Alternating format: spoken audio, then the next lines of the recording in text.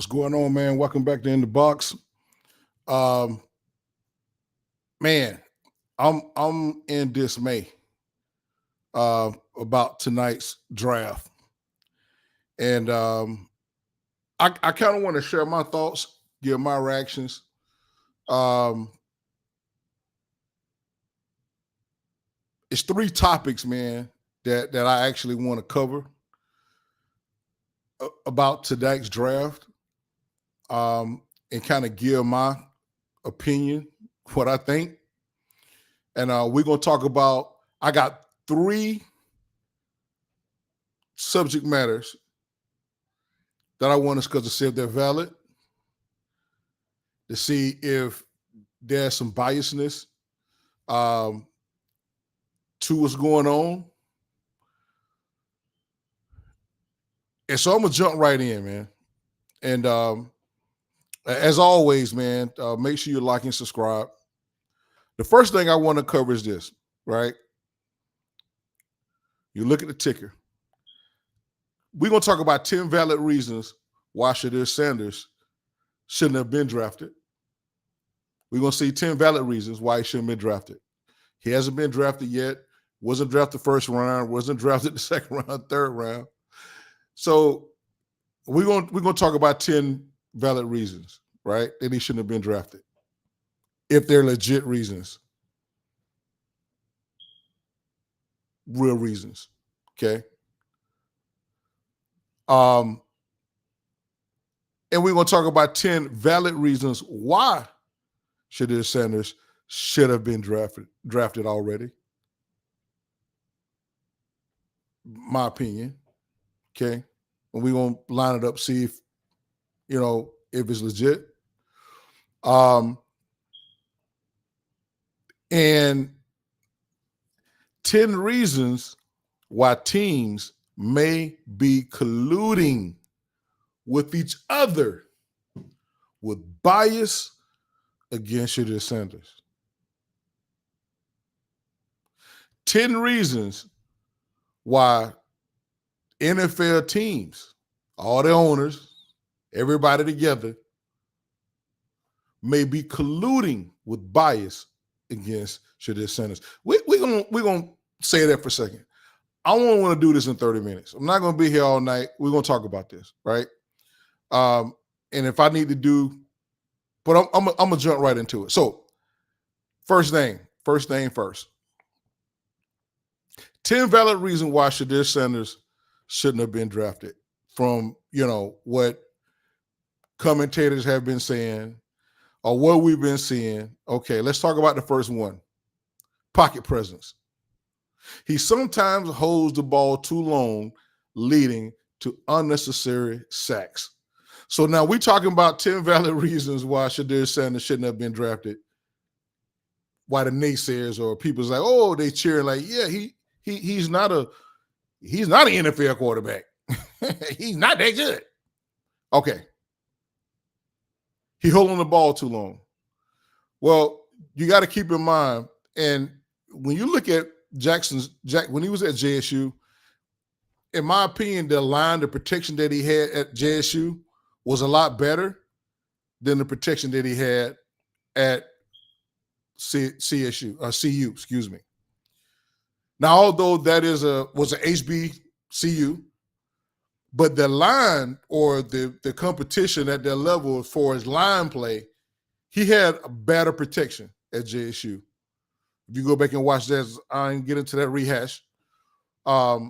He really didn't hold on to the ball that much. Plays developed, receivers got out. He got, because he had protection, because there was nobody breathing on his back, he got rid of the ball pretty quickly. So you go back and you do the research and you go look at those 2 years at JSU. Now, at CU, I want to keep saying CSU, bump Colorado State, bro. CU, the first year he was sacked 52 times. That's a lot of sacks. That means he didn't really have time to do much of anything with the offensive line that he had. Being cognizant as a QB, like, okay, I just don't want to throw interceptions. I do want to I do want to get something positive out of this. Yeah, this play is breaking down really fast because I don't have the line that's protecting me, right? So he held on to the ball to make something happen. He wouldn't have got the plays off that he did get off the first year if he didn't hold on to the ball until something developed, until he could surefire. Not only could he complete the pass, keep in mind, Shedeur Sanders has the highest pass completion percentage in all of college football. Not just Big 12, not just all of college football. Okay? But not only do he complete the pass, but he want to make sure when he complete that pass that he don't put his receiver in danger. All right. And they talked about that in the draft as well. All right. So that's the first thing. All right. Second, let's go to the second one.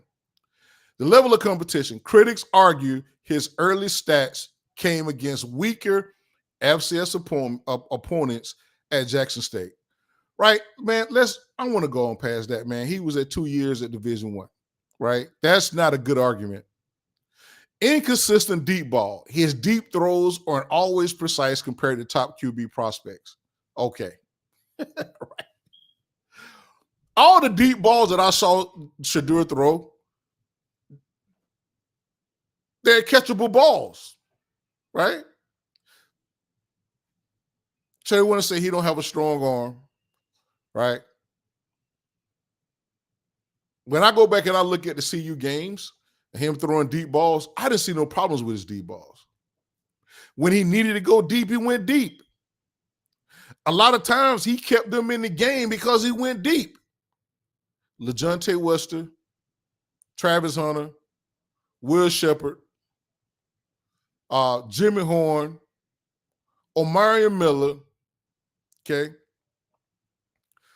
Those guys came up with it, right? But that's not a good reason. Injury risk took a lot of hits behind a weak O-line at Corolla, concerns about durability. Right? That's false. Like, man, he took 52 sacks the first year, 36 sacks the second year, and he still was very productive. He put up good numbers. Great numbers. Right? Great numbers. Excuse. Slow processing speed can be a little late reading defenses under pressure. I'm going to say bull crap. Bull crap. Bull crap. Bull crap. You ever see the little boy on the TV on the little commercial? You know, he don't say bull crap, but they bull crap, bull crap, bull crap, bull crap, bull crap. Man, he has great processing. He's he's very intelligent as a QB. Bad excuse. Let's keep going. System QB label.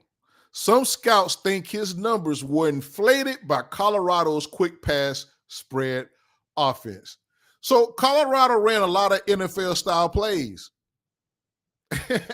Right? Hold on. Let's go over that again. Right?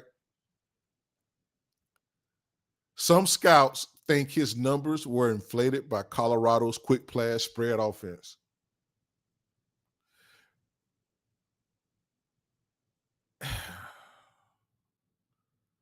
Listen, man, scouts visited the team.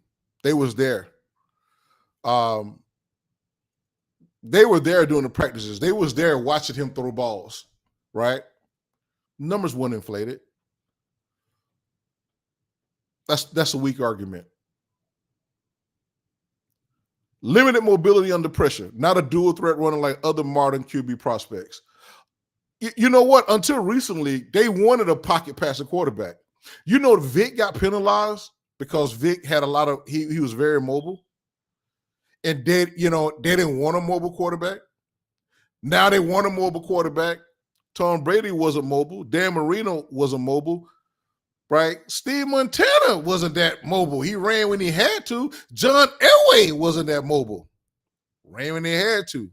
They made something happen. None of those QBs that I mentioned that are all legends really weren't fast quarterbacks, right? But all those people that I mentioned had good lines to give them an opportunity not only to stay in the pocket, but when that pocket break down, a lot of those linemen still could pick up blocks and give them a little more time to run, get a first down, make a play happen, right? Linemen do block on the run, okay? So, false argument.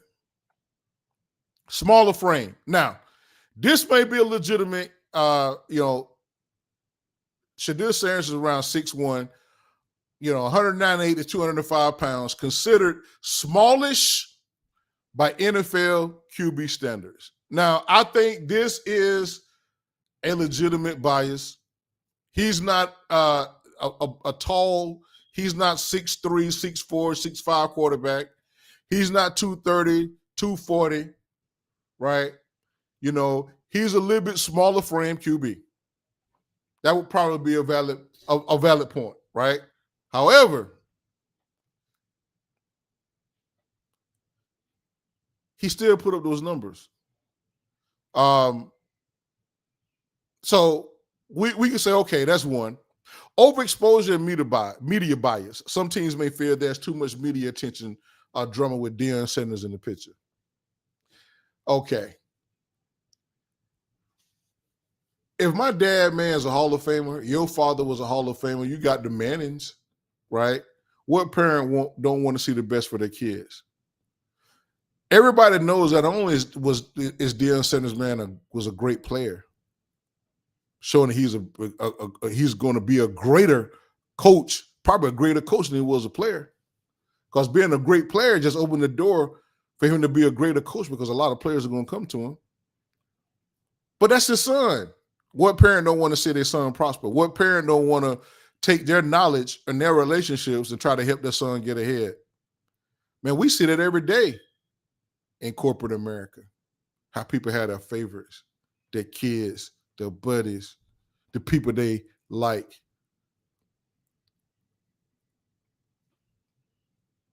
Although a lot of people don't really like favoritism, but we see favoritism happen every day. It's cool when you do it, but it's wrong when we do it. Ain't no difference. I ain't even got to elaborate on that. And concerns about maturity. A few scouts question how he handles criticism and adversity under the spotlight. Man, if you don't know anything else, man, that cat very, very cool under pressure. There's nothing off field with Shedeur. There's nothing that's sure, because Shedeur is confident. But we're going to talk about that confidence and where it stems from. Let's move on to the next thing. All right. So I'm going to make this quick. I ain't going to be here long. 10 valid reasons why Shedeur Sanders should have been drafted already. All right. He does have an NFL level arm talent, quick release, tight spiral, strong velocity, pro-ready mechanics. That's number one. He's a proven leader. Why would you want a quarterback that's not a proven leader? He is a proven leader. Changed the culture instantly at both Jackson State and Colorado. 3, he has a very high football IQ. Studies the game like a veteran, knows protections, audibles, defensive looks. Okay. 4, excellent short to intermediate accuracy. Elite ball placement, 5 to 15-yard throws. Okay. Every play, you don't need to throw a 60 ball, 60-yard ball every play. 5 to 15 yards, man, you need to get a first down. Man, listen, football is a game of inches. When you need to go through a 50 ball or throw a 60 ball or 70 ball, you're throwing 75, 80 yards. You're throwing 70, 50 to 70. You're doing a Hail Mary. You third and 32. You know what I'm saying? But if you playing good, solid football, right, it's a game of inches. 5 to 15, 20 yards down the field, man, he highly accurate. 15, 20, 30 yards. Bro, you ain't trying to hit a Hail Mary every play. That's not smart football. You go that deep if you need to go that deep. I'm just saying. Okay. Almost there. Work ethic. Oh, excuse me. Poised under pressure. Number 5. He's very poised under pressure. Rarely rattled, even behind one of the worst O-lines in college football. 52 sacks the first year at CU and 36 sacks this past season. A little better, but still 36 is a lot of sacks. He didn't really have a great line. No. I was talking to a couple of cats tonight, and they talked about the BYU game. Man, that line did not hit. Listen, the line did not show up to play BYU. I don't care how great of a quarterback you are, how smart you are. If your line don't show up to play, it's going to be very, very hard, man, to get things done. And the CU offensive line just didn't show up to play at BYU. They didn't. It was a sorry game. It was a sorry effort on the O-line. And defense, I don't know what them cats. I guess they can't. I don't know. But that wasn't the CU that all season, man. Them guys didn't show up. 6, work ethic. He's a relentless worker. First in, last out type of quarterback. 10 valid reasons why Shedeur Sanders should have been drafted. That's number 6. His work ethic. Relentless worker. First in, last out type of quarterback. 7, statistical production. Threw for 3,230 yards, 27 TDs, and just 3 interceptions, despite brutal O-line play in 2024.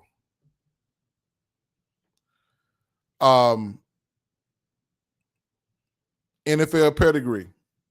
Grew up around pro athletes, coached by Deion Sanders, already understands the business side of NFL.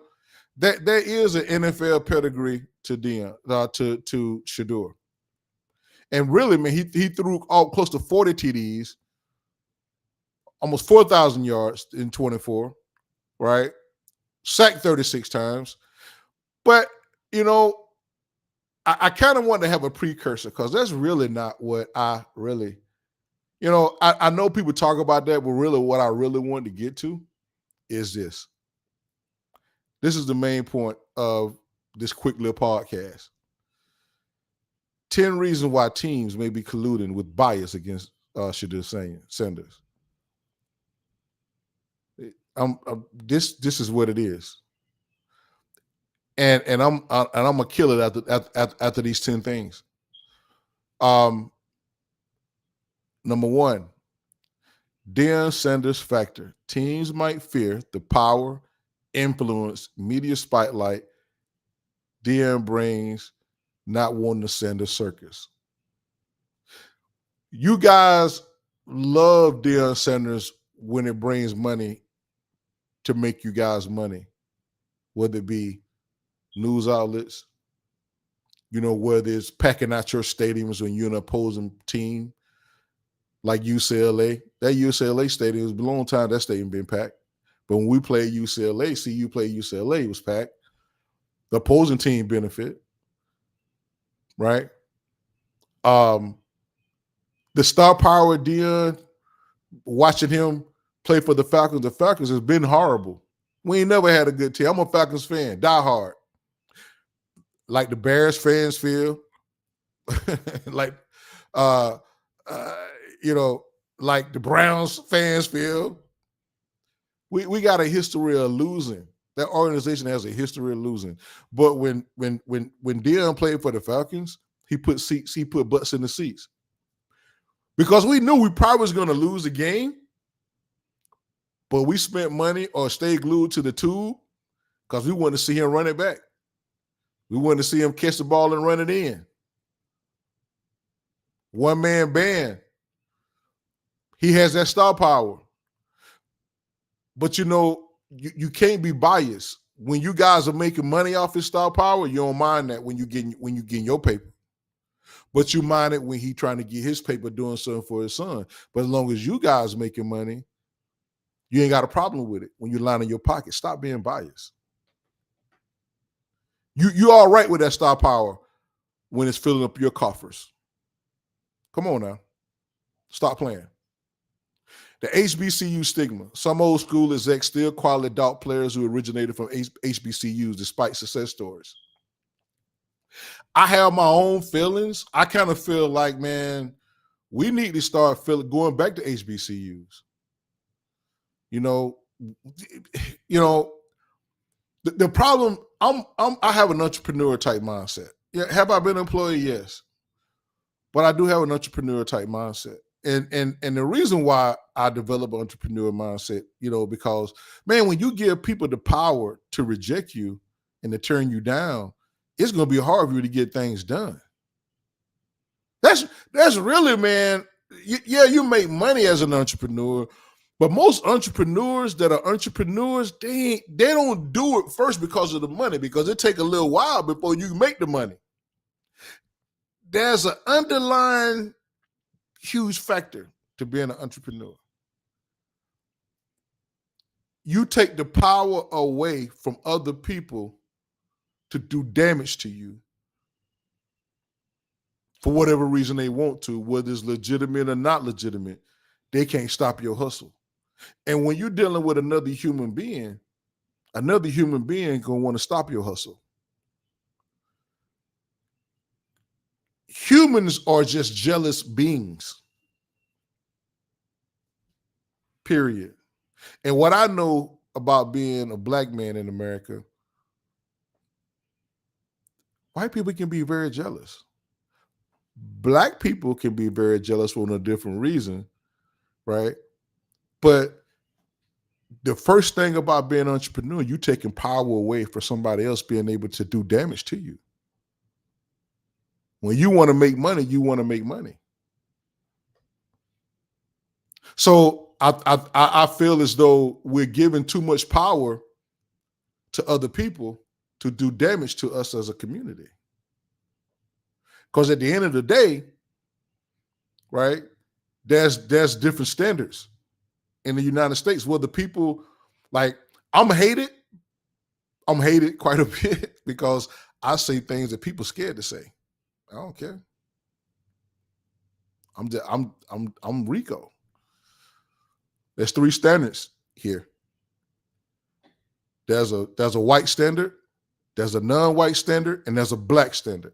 There's 3 sets of rules that this country live by and go by. We see it every day. And it's just what it is. Will things ever change? Nope. Things never gonna change. I don't think it's never gonna change. We just learn how to live among those 3 different standards. And we know that those are 3 different standards. And if you say that there's not 3 different standards, then you're not being true to yourself and you're not an honest person. And that's probably why things don't change, because you can't be honest. Everybody can't be honest. Everybody can't be honest. Some people are afraid to be honest.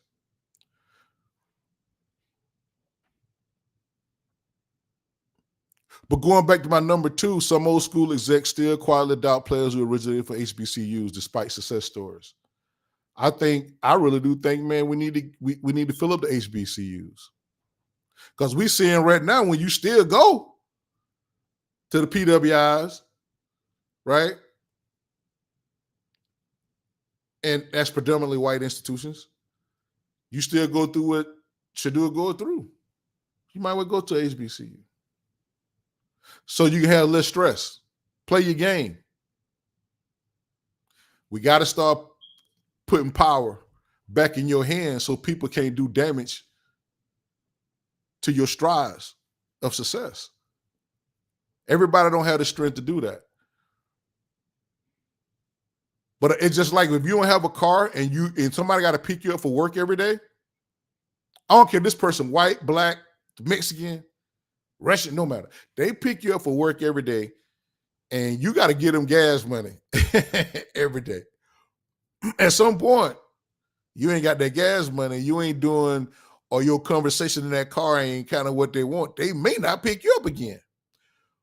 But you alleviate that stress by getting you a car, getting your license, getting your own car, and you ain't got to worry about nobody not showing up to pick you up. It happened to me a lot when I didn't have a car. That's why I have a golden rule. I'm going to keep me a bunch of whips because I don't like having to depend on another human being to pick me up because chances are they're going to come up with something. They can't pick you up on time. You're going to be late. The minute you ain't got no gas, you ain't got but a few dollars, you got $5, they want $10. They don't want the $5. They want $10 because you alleviate that stress, man, by getting your own car. Number 3, cultural biases. Cultural bias. A confident, outspoken young black quarterback with swagger makes some front offices uncomfortable. I'm going to read that again because I ain't got to elaborate on that. Right? I'm just going to listen. Cultural bias. A confident, outspoken, young black quarterback with swagger makes some front offices uncomfortable. I'm just going to let that sit there right there on the table for a minute. Just let that marinate for a second. 4, control issues. Shedeur is extremely brand conscious. Gatorade, Beats endorsement. Some teams prefer players they can control. 4, control issues. Shedeur is extremely brand conscious. Why? Man, his dad is a brand. His dad is a king at marketing. You don't think he's going to teach his son how to do that? Control issues, number 4. Shedeur is extremely brand conscious. Gatorade, Beats endorsement. Some teams prefer players they can control. See, I'm giving you the real reasons why Shedeur is falling. That ain't what the title say. It says 10 reasons why teams may be colluding with bias against Shedeur Sanders, but we know this is the reason why he's probably falling. 5, underdog disrespect. Despite putting up elite numbers against major schools, the NFL loves blue blood programs. Bama, Georgia, whatever. Underdog disrespect. Why you hear Stephen A. Smith talk about, oh, man, we want to get Deion, man, to SEC ain't all that. Yeah, you may like the blue bloods, but the tide's changing. And you're going to see coming the seasons, it's going to change. 6, fear of empowerment. Sanders represents player empowerment, building his own brand, making NIL millions, which some traditional owners quietly hate. I'm going to say that again. Fear of empowerment. Sanders represents player empowerment, building his own brand, making NIL millions, which some traditional owners quietly hate. That's why they hated LeVar. Lonzo dad.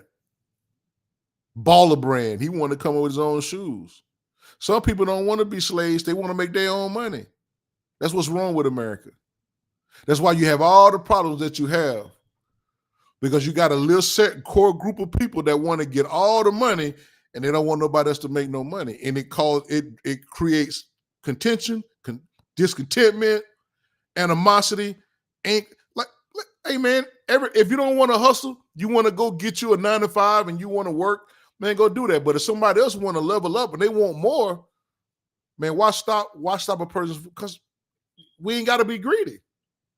Fear of empowerment. Number 6, Sanders represents player empowerment, building his own brand, making NIL millions, which some traditional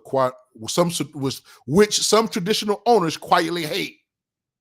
They ain't saying that in opening, but they don't like that. Another reason why you got to start doing for yourself. You got to start depending on and giving other people power to do damage to your progress. That's our problem as a Black community. We give too many other people power to do damage to our process or to our progress.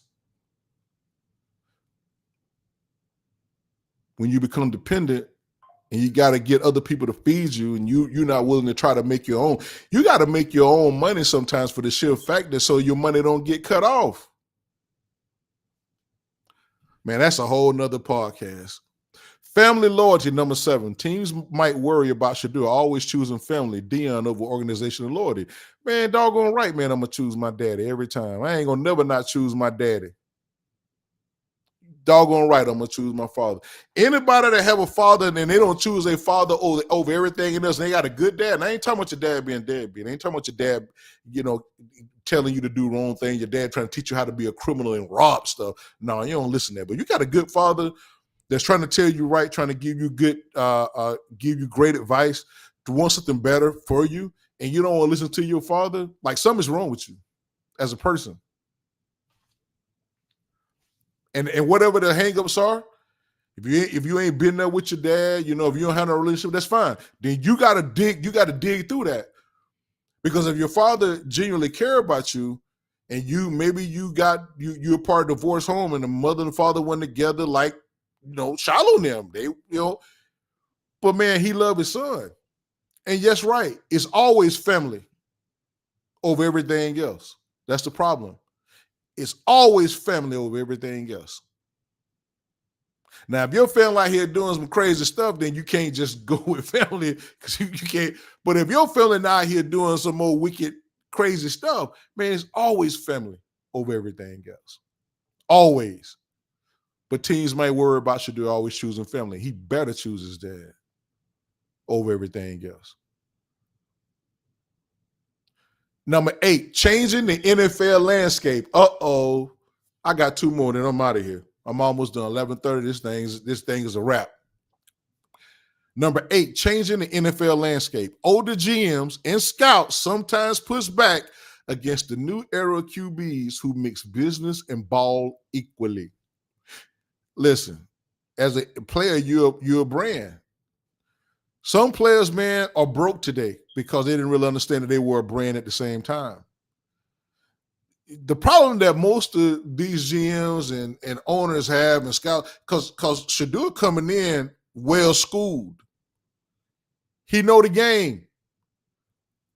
And he know he a brand. That's why Coach Sanders, Coach Prime, Coach Sanders had the players put their Instagram handles on the back of their jerseys when they practicing.